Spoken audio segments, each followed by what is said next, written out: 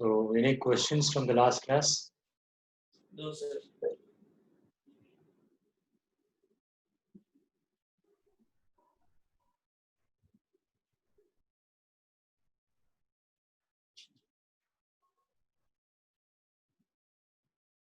this is one important concept.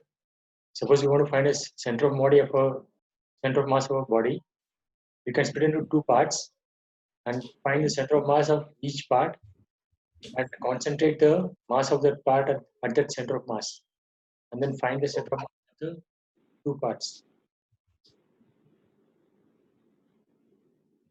Like this one. Here there are three parts, right? Three squares. Okay. Yeah. Each square we can replace by a point mass at the center of that square. Yeah. Okay. So this is one mass which is replacing this square with a point mass at M, and this square with the point mass at M, and this square with the point mass at M. And these two point masses I can replace by a point mass of 2M at 1, 1. Okay. Okay. So the center of mass of this system is now the center of mass of M here and then 2M here.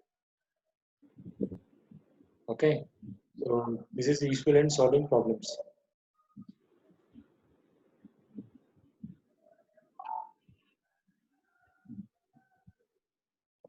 So last time I started this one, motion of mass in the center of mass.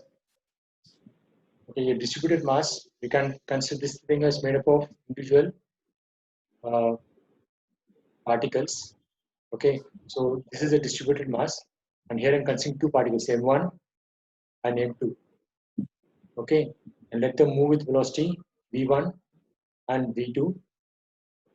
We assume that the body is rigid, then this distance is not going to change. Distance between M1 and M2. But they can have different velocities, like they can rotate. Okay, in that case, V1 and V2, the directions also may be different. Okay, so each particle in this mass is moving different velocities. When this is happening, the center of mass somewhere here, that will have some velocity. Okay, so how to relate the velocity of the individual particles to the velocity of the center of mass? Okay, so for that you start with the definition of center of mass. This is the definition of center of mass, where capital M is the total mass of the system, and capital R is a position vector of the center of mass. And M1 is the mass of the first particle, and the position vector is R1, and M2 is mass located at the position vector of R2. We will assume that the body is made of n particles. Okay, so this is definition of center of mass. This you agree, right? This is the definition of center of mass. Is it clear? Yeah. Okay, so now if you differentiate this equation with respect to time, you will get a mass is not going to change with time, but the position vector of center of mass will change, could change. So d by dt of r. And similarly, m1 is not going to change, but position vector of the particle 1 will change. So you get d by, from this you get the velocity of center of mass related to the velocity of the individual particles by this one. Okay, so all the particle velocities should be added with the weightage of the masses. And you differentiate again, second time, you'll get the acceleration of center of mass related to the acceleration of the individual particles as a sum with the weightage of the masses of the particle. Okay, now this mass system, okay, each particle in this one, so m1 into, so according to Newton's second law, if you take the particle 1, so F net acting on it is mass into acceleration of it, right? So particle 1, m1, a1, so F net acting on the particle 1. So that is called F1 net, or simply I can call it F1. Okay, so that F1 equal to m1 into a1. So this is the force acting on the particle 1. So this m1 a1 is sum of forces acting on particle 1. Similarly, m2 a2 is sum of forces acting on particle 2. So one up to all the particles, and this m into acceleration of center of mass, we are assuming as if this whole thing is equivalent to a total mass m located at the center of mass. Okay, that center of mass is moving at an acceleration a here. Okay, so this F1 plus F2 plus Fn, if you add this thing, it will be equal to the sum of external forces. Suppose there is a, see the external force acting here, it will be acting on some particle, right? Yes, So, and so some other force might be acting on this one. Okay, this is external. So Fe1, Fe2 like that. So, and if you consider the forces acting on this first particle, it will also include this Fe1. Okay, F1 will include Fe1 plus some internal forces. Okay, suppose because of this 2, there is some internal force like this, say F1, 2. Okay, and on this particle also, when you consider the net force, it will be Fe2 plus F1, F21. So the direction will be opposite. And F12 equal to minus F21, where the sign is denoting the direction. Okay, so when you add this all these individual forces among these particles, the internal forces will cancel. Like this F12 will cancel with F21 because I'm adding forces of on particle 1 and particle 2 because I'm combining F1 and F2. So F1 will have F1 external plus internal forces, F2 will have F2 external plus F2 internal forces. But F2 internal forces will cancel. All the internal forces will cancel because they will occur in pairs. This is the Newton's third law. Even if you take the sun and the moon, say this is sun and say this is moon. Okay, so the moon will attract the sun like this, right? And the moon will get attracted towards sun by this force. And these two forces values are equal and they're opposite in direction. And when I consider this whole thing as a system and add sum of all the forces acting on sun and all the forces acting on the moon, these two forces will cancel. The internal forces. Is it clear? yes, So when I add all these forces acting on the individual particles, all the internal forces cancel. Only the external forces will remain.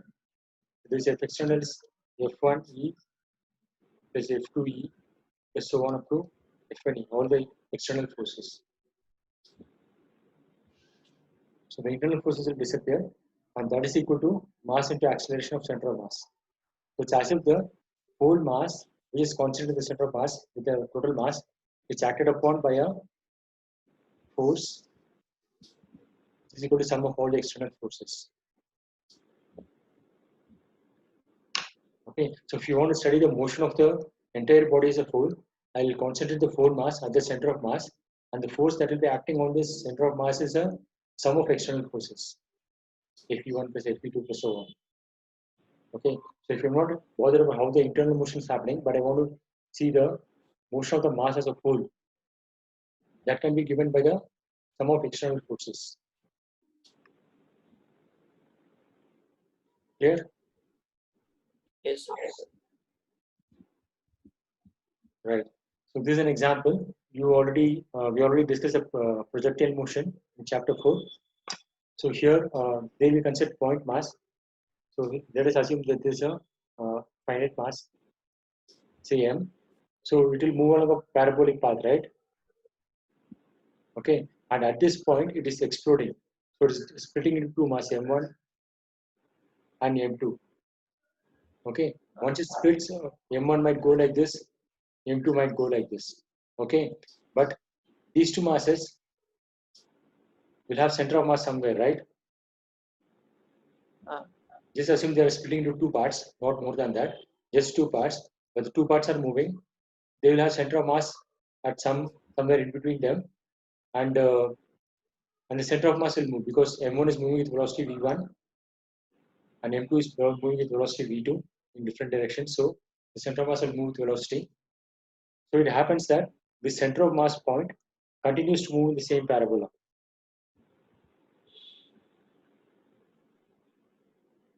Right?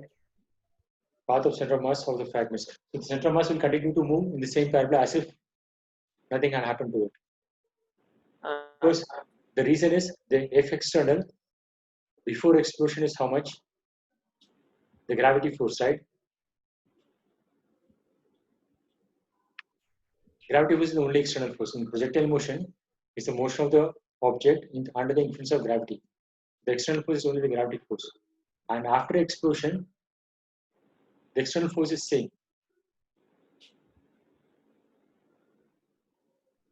Right?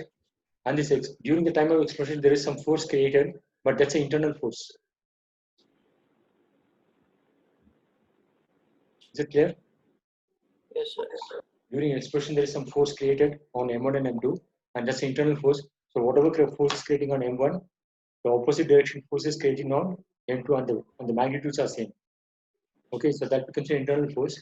So if we consider the center of mass as a whole, the force acting on center of mass is unchanged.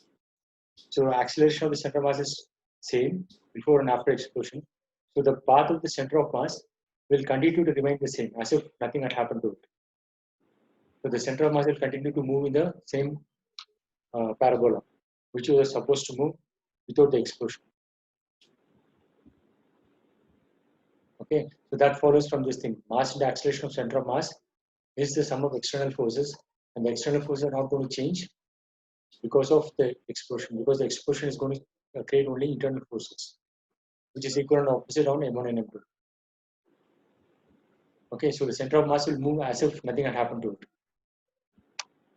So the center of mass will continue to move in the same parabola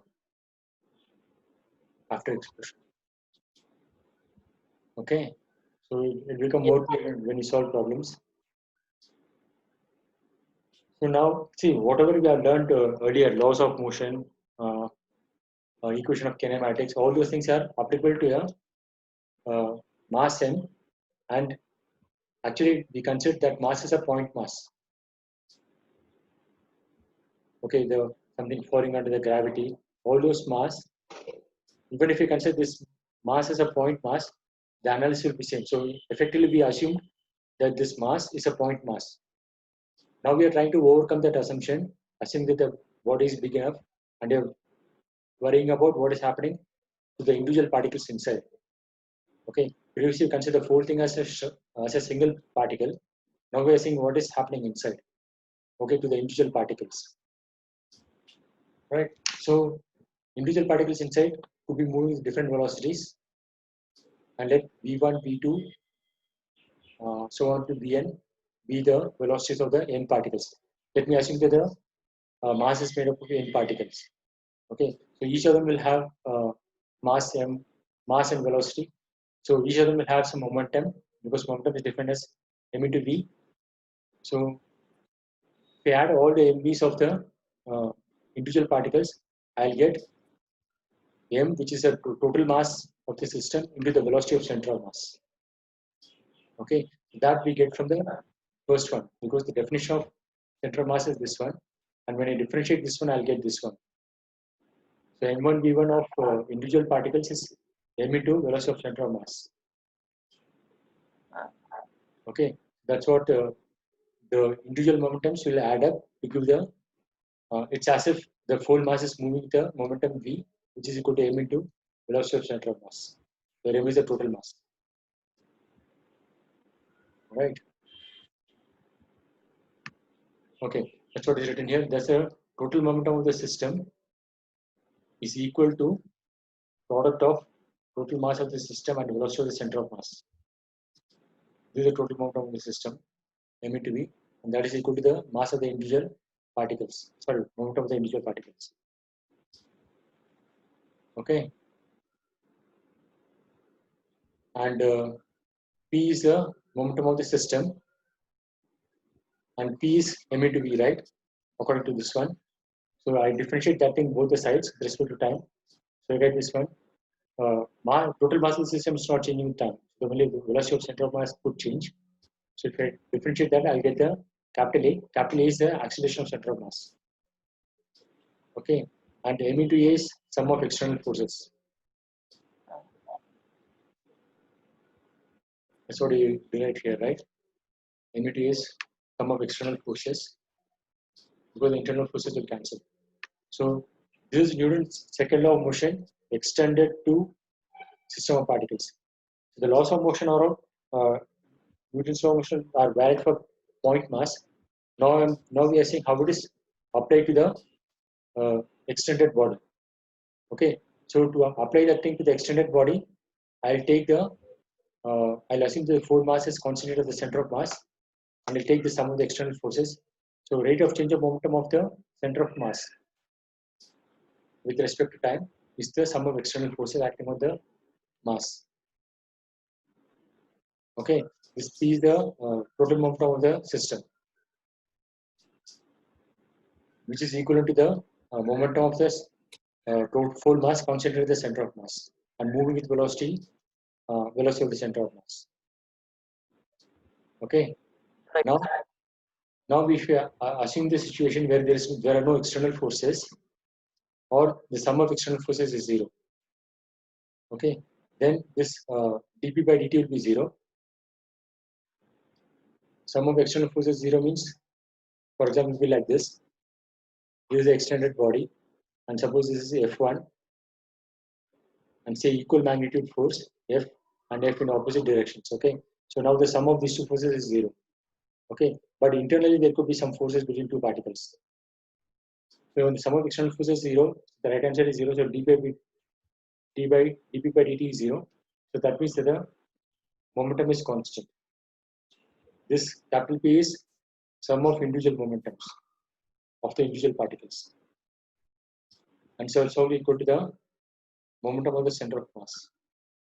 Both remain constant, and this is where you get this conservation of momentum, right? In collisions, there is mass m colliding with another mass. Okay, there is no external forces acting on it. Here, external force is 0. Okay, so during collision there will be only internal forces. So since the external force is 0, the momentum of the system is conserved. Capital P is constant, so that is sigma pi is constant.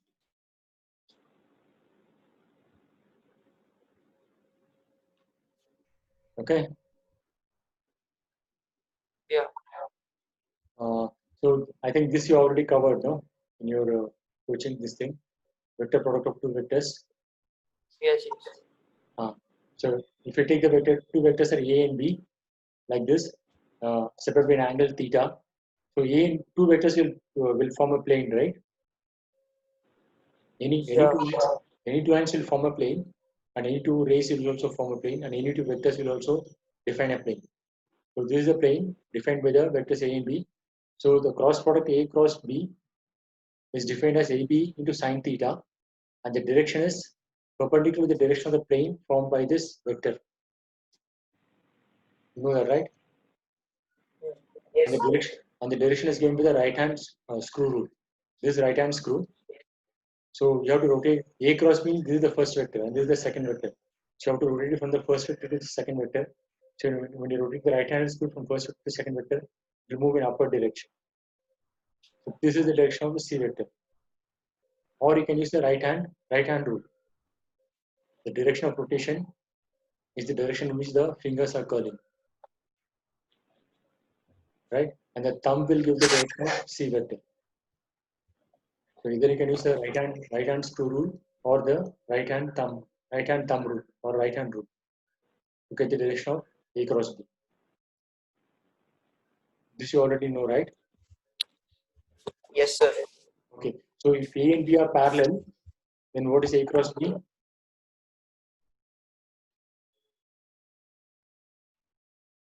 If A and B are parallel vectors, then what is A cross B? Okay, this is B and this is A. They are parallel.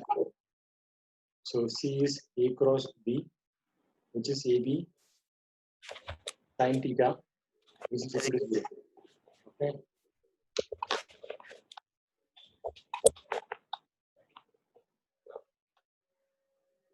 Okay.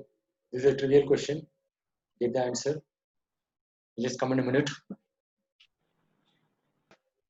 Done. Yes, sir.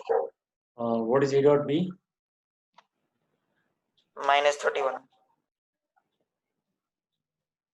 I cap dot I cap is 1. So minus 6, minus 4, minus 25, right? Yeah, minus 25. What is A cross B? Sir, that is AX. We have to find like the determinant. So they have taught you this term, right? So you know how to evaluate a determinant? Yes, sir. Little bit, you know, right? Okay, fine. This is the way to do. And I cross J is how much? I cross J cap. I cross J is how much? 1. Direction. Direction. K cap. K. K. Okay. I cap cross K cap is what? J cap. Plus or minus? Plus only. Minus. Yes, sorry, minus. See, X, Yeah, Y, yeah, yeah. Z. You know how to see? Can I choose like this? X, Y, Z. Is this correct? Second one. Is this correct? Direction of X, Y, Z. Yes, sir. Is this correct? The first one. No, sir. First one is correct. Second one is Eh? not correct. See, it's a right-handed system. Means X cross Y should give Z. Okay. Right. So here X cross Y is downwards. Okay. Yeah. So this is left-handed system. Okay. So here in this one, I cap is here, K cap is here. So I to K is this direction. So it is minus J cap. Yeah, yeah. Okay, sir. So you know right-handed system and left-handed system, right? Yeah, I know this. They have taught. Yeah. So this is right-handed system. This is left-handed system. You always use right-handed system. Okay. Right.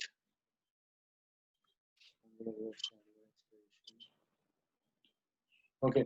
So whenever we are, so far we have learned linear velocity and like that, right? So that is associated with translation motion. Okay. So in translation motion, we have things like velocity, acceleration, displacement, right? Yeah. And maybe position vector. Similarly, in the case of rotational motion or circular motion, what is the corresponding thing? So instead of displacement, linear displacement, what do you have? It's called angular displacement, how much it is rotating. And instead of linear velocity, what do you have here? Angular velocity, right? What is the symbol for angular velocity? Not yet come across. So it's omega. Okay. Instead of linear acceleration, you have angular acceleration, that is alpha. Okay, this is theta. Position vector is position vector only. It's same.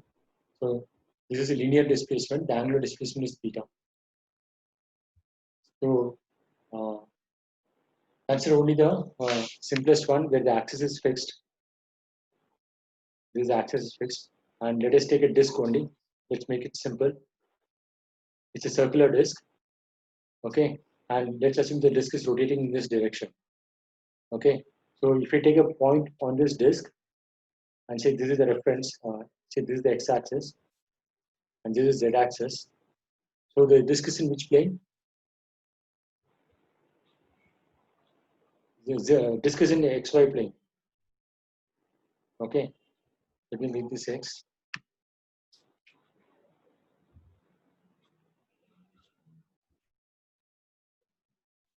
Just take a circular disk in xy plane. Is it clear? And z is vertical. Okay. So the axis of the rotation of the disk is z-axis, perpendicular to the disk. Okay. So if you take any point here, this will make an angle theta, right? With the x-axis. Okay. The position vector of a point P Okay, you make an angle theta with the x-axis, and when this thing is rotating, so theta will increase as time increases. You're right? Yes, sir. Now I want to find out how the rate of increase of theta.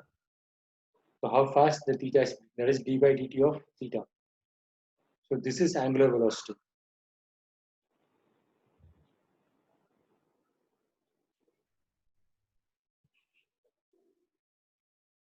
Getting the idea? Yes, sir.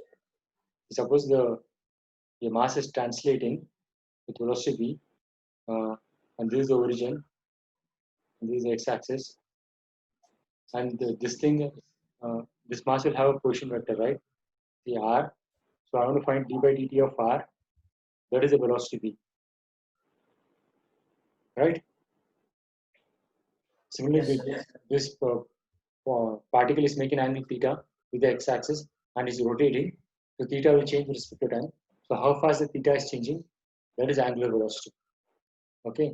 And how do you define angular acceleration? Linear acceleration is what? D by dt of velocity, right? That is linear acceleration. Similarly, how do you define angular acceleration then? D by dt of omega, right? Yeah. That is alpha. Okay.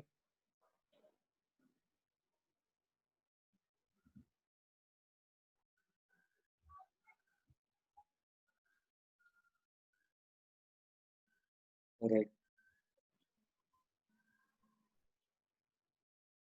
Okay. Now, how will you relate with the linear velocity? Suppose in this disk, when it's rotating, the velocity is like this, right? Tangential to the circular path.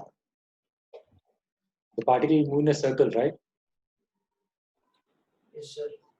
Okay. So the velocity v is around the tangential direction. This is a disk, okay, and the particle here is moving the velocity v, and the position vector of this particle is some r. There is one particle here, let's call it p1, another particle here p2. Okay, so actually this is v1, position vector is r1, and this is v2, and position vector r2. Okay, so since velocity is tangential, it's perpendicular to the position vector. Okay, so now the velocity will change from point to point. The velocity actually on the outer will be more because the velocity is 2 pi r divided by capital T. Capital T is same for all the particles because all the particle here will take the same amount of time to complete one circle compared to the particle which is nearby.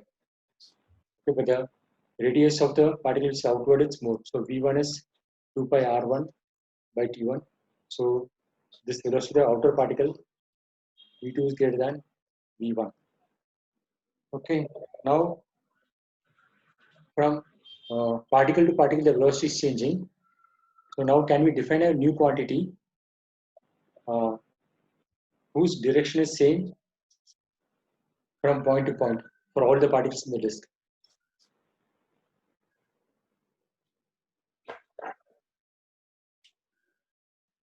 Okay, so if we take a particle 2, what is the direction of r cross v?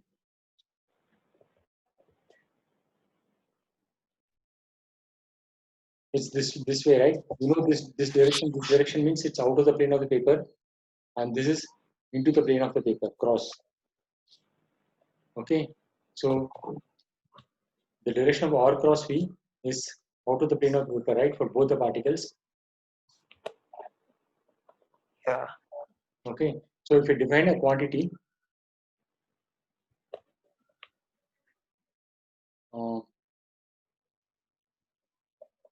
like r, define a new quantity called r cap cross v cap. Okay, the direction of this thing is same for all the particles.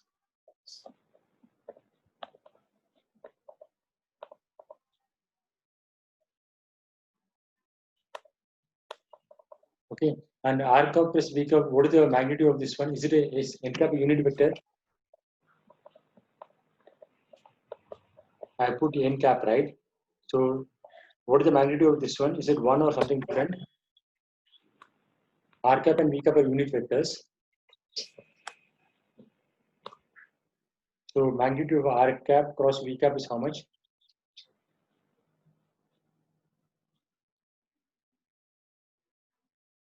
√2. No, don't just make a guess. It's 1 into 1 into sine theta, right? Because the magnitude is 1. It's 1 into 1 into sine theta, where theta is the angle between R cap and V cap. Yeah. A cross B is AB sine theta, no?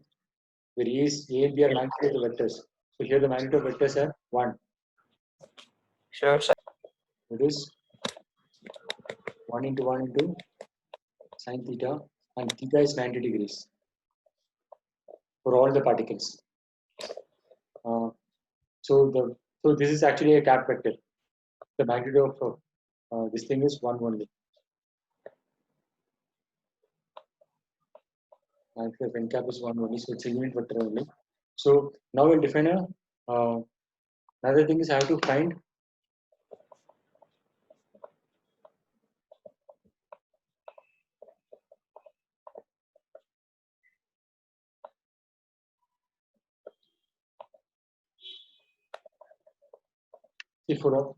now I have to define a vector. Let me call this omega 1, and it's a cap vector r cap cross v cap. So its direction is same everywhere. Now I have to find a quantity whose magnitude is same everywhere for all the particles. So what is the quantity which is same for all the particles? Getting the question? I have to find a quantity whose magnitude is same for all the particles. That is the time period, right? Time period for completing one revolution.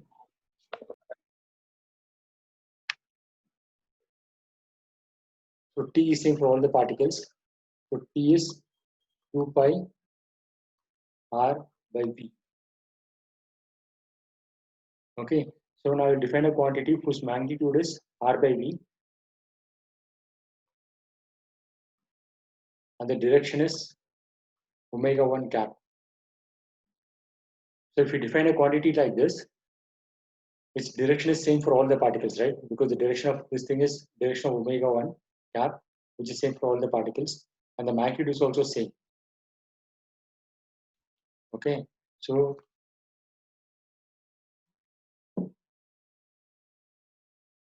yeah, and omega 1 cap is R cap cross V cap. See, omega cross R is V, yeah, this cross R cap. So we'll expand as V cap minus R cap, and B dot R cap is 0. B dot R is 0 because they're perpendicular. So from this, you'll get the relation as omega vector is 1 by R square, R cross cap V, R cross R into V velocity. So from this, you'll get omega cross R as V. Okay. So the way this angular velocity and linear velocity are related as, okay, so in the disk, this particle is moving in the tangential direction velocity V, right? And R is along this direction. So this is R. Okay. So omega will be along the Z axis.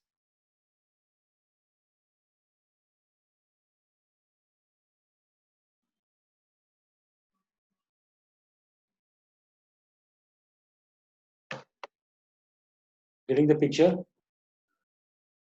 See, if we say A cross B equal to C vector, So C vector is perpendicular to both A and B, right? So the velocity vector is perpendicular to both omega and R vector. This is R vector. See, have they taught this sort of identity? A cross C vector triple product. This is equal Yes, to sir. B vector minus A vector, right? And this is Yeah. B vector is A dot C, and here it is B dot C. Okay, so once you have this thing V vector as omega cross R, from that you can get omega vector S by multiplying taking R cross on both the sides. So from here, if you do R cross V, the left hand side become R cross omega cross R. Okay, so from this you'll get this one. So omega vector is R cross V. Okay, so R and V are like this. So R is like this and V is like this. Okay, so R cross V will be like this. So it will be along the Z axis. If the disk is in XY plane, then R cross V is in the Z direction.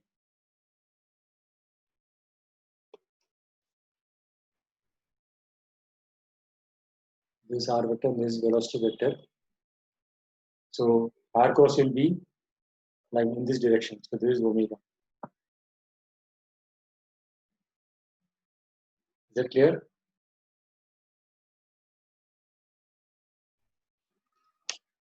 So for a given disk, you can say the omega of the disk is along the axis of the disk.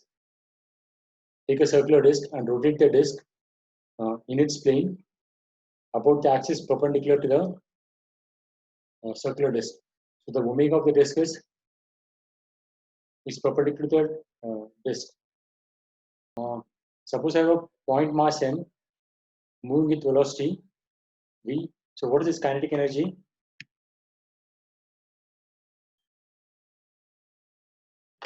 Your mic is off. What is the kinetic energy of a point mass moving with velocity v? Half mv square. Okay.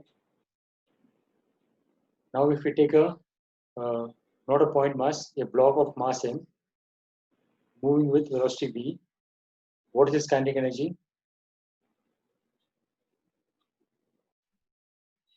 First one is point mass.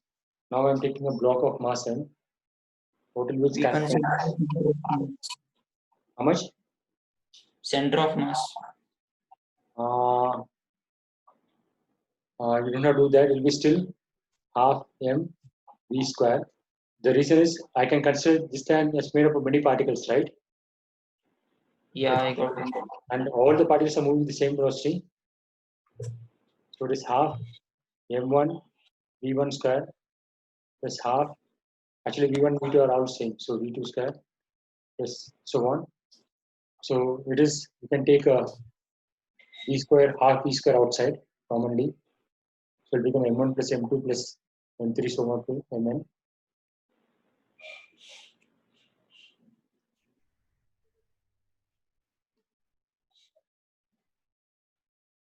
Sigma of m1 v square, that is equal to half m v square. Okay. Now if we take a disk,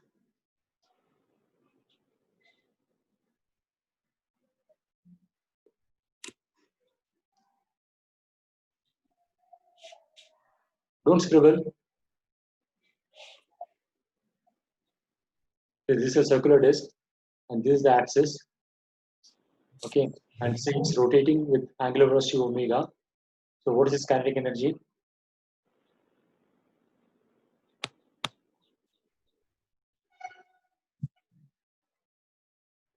Rotation. Yeah, what is its value? Okay, I just have to do the summation of kinetic of individual particles, right? Summation. Yeah. Okay, so I'll take a particle here, m1. at a distance r1. Okay, so it will be moving with the velocity v1. Don't scribble. So that is half m1 v1 square, right? Yeah.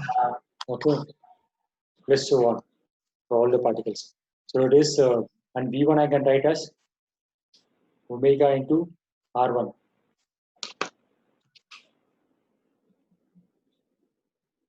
V is when omega and r are perpendicular, this will become omega into r. Omega into r is sine 90. So it's omega into r is v, right?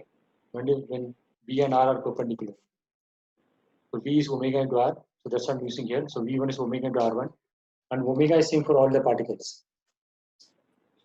Right? Because it takes the same time t to complete one circuit for any particle. The angular velocity is same for all the particles.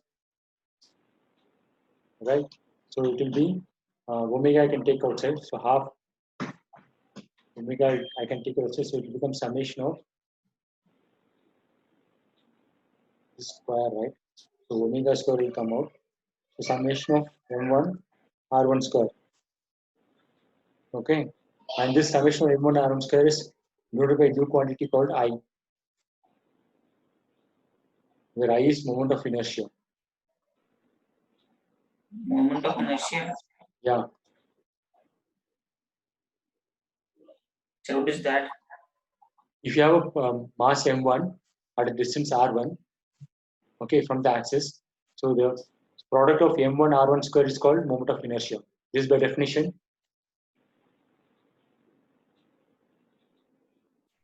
Okay, and if I take this for particle 1 and take for the particle 2 and sum all of them together, it will give the moment of inertia of the disk. Because disk is made up of m1, m2, m3, so on like that. The kinetic energy is basically half I omega square. In the case of a mass translating, it's half mv square, right? Where m is the total mass. Okay, so here it's half I omega square, where I is the total inertia of the, or moment of inertia of the disk.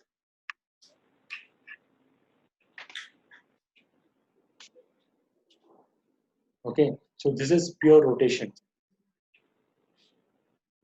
Now if we consider B,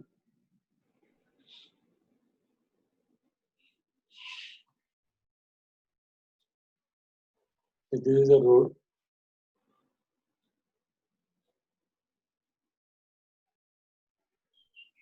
This is a wheel, so it's rotating with the angular velocity omega.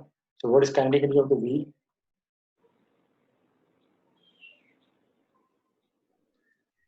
Kinetic energy of disk is half I omega square, right? This of the disk.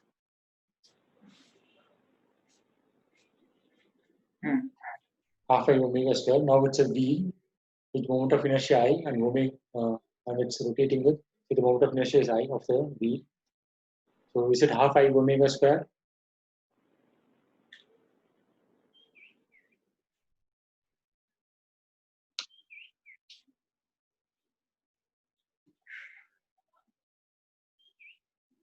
It's again summation of individual kinetic energies, right?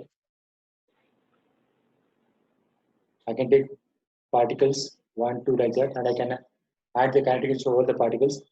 So this will, whether it is half I, actually this will turn out to be half I omega square plus half m is the mass for the wheel, into the velocity of center of mass square. Okay, this will prove. So in this previous case, the center of mass is not moving because it's a fixed axis. The axis is fixed.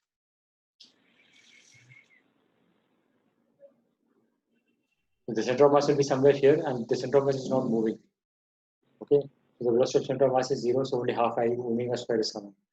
But here in this case, this is the axis. Okay, and the axis is translating, right? It's moving the velocity of center of mass. So the kinetic energy will become half a omega square plus half m velocity of center of mass square. Okay, so the way to prove it is, see, this is the wheel and it's made up of many particles, right? So you take particle like 1 here. Okay, and the opposite, diametrically opposite particle. So this is first set of particles. Okay, and second set is here in the horizontal direction, and third is at some arbitrary angle. Okay, so the kinetic energy of this pair is half m omega. See, suppose if it is rotating in the clockwise direction, and the velocity of stands sitting in this direction. So the velocity of the first particle is Vt plus omega r, right? Because Vt and omega r are in the same direction. But for the particle on this particle, it's omega r minus Vt, because they both are in opposite direction. Is it clear? Yes, sir. Okay. So now, if you open this thing, it will become a plus b whole square, and here it is a minus b whole square, right? So it will become a square plus b square, because 2ab and minus 2ab will cancel. So it is half this thing omega square r square and then Vt square.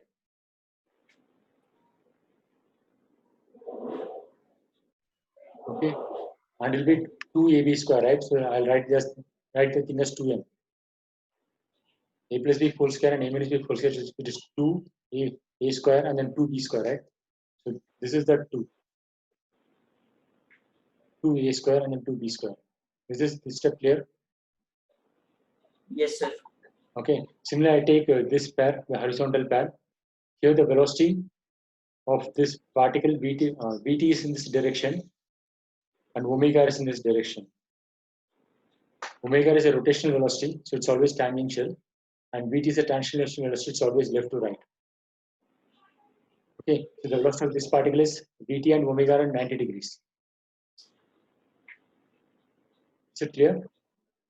Yes, sir. The resultant of this square, and similarly for the this one, omega is upwards, and Vt is always same, left to right. Okay, and two vectors which are perpendicular, the resultant is Vt square plus omega r square. Two vectors A and B perpendicular to each other.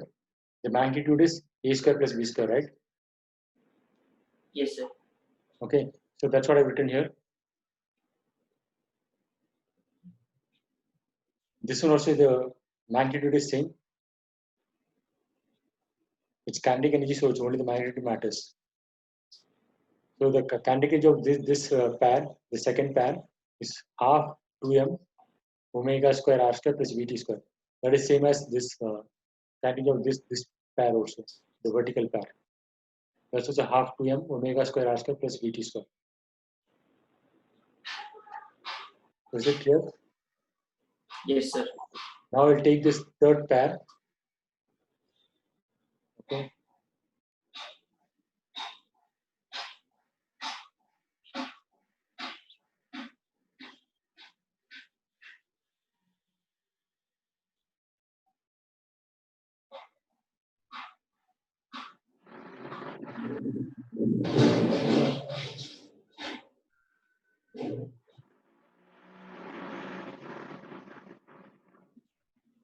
So here Vt is always left to right. Okay, and omega r will be tangential.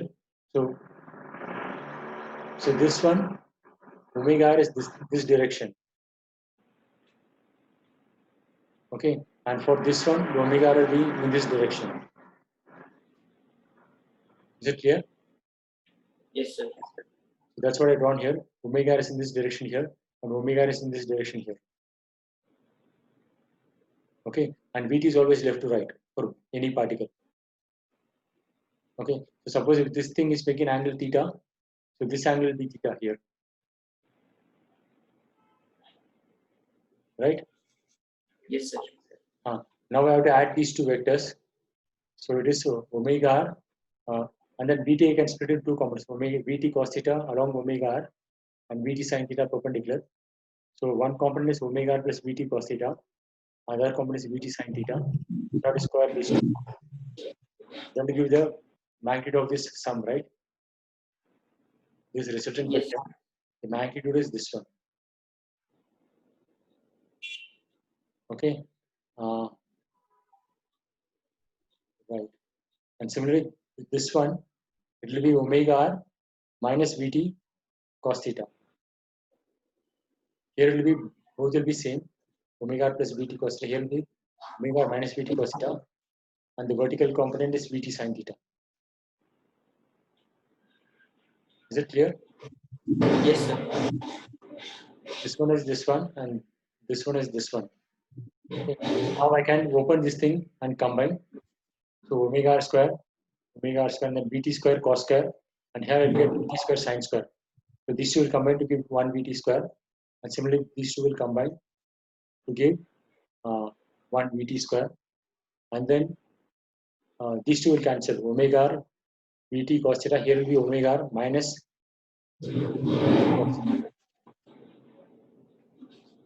okay. So we'll have these three terms. This is coming from this one, and this is coming from this, and this is coming from this, and this 2ab and minus 2ab will cancel. Is that clear? Yes, sir. And these two things I can combine as Vt square. Yeah. Okay, so the kinetic energy of this pair is again half 2m, the mass of the pair, into omega square plus Vt square, which is same as this one also, and the same as this one, the first one. So any pair, if you take, the kinetic energy of that pair is half mass of the pair into omega square r square plus Vt square,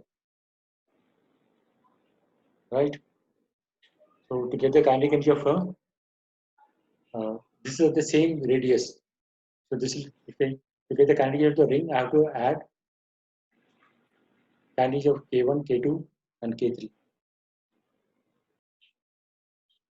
So if I take particles, similarly the vertical pair and the second pair and the third pair, and all of the same radius r, because the radius is same, otherwise it will not cancel. So if I add particles radius, it will give me the kinetic energy of the ring, right? Not the full disk. It will just give me kinetic energy of the ring at a distance r. So K1, K2, and K3. So this part is common for all the particles. So that will come out of the summation. So sum of all the particles, that will give the mass of the ring, right? Yes, sir. And mass of the ring I can write like this: 2 pi r dr into sigma, where sigma is the surface density. You know a little bit of calculus or not? Sir, I know.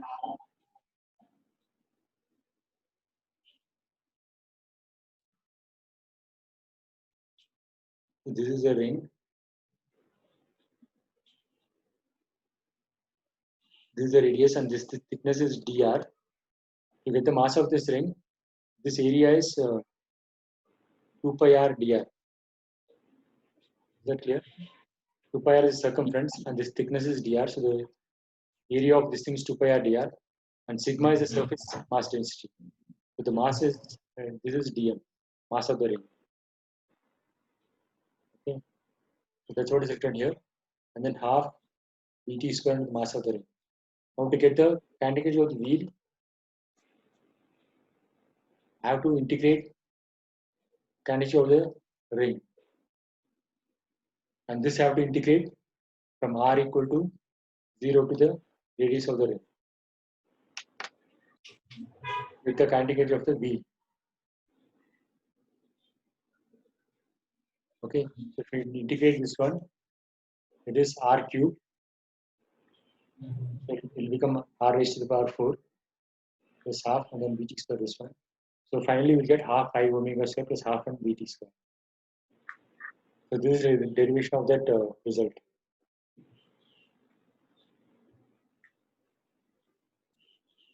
Kinetic energy of the wheel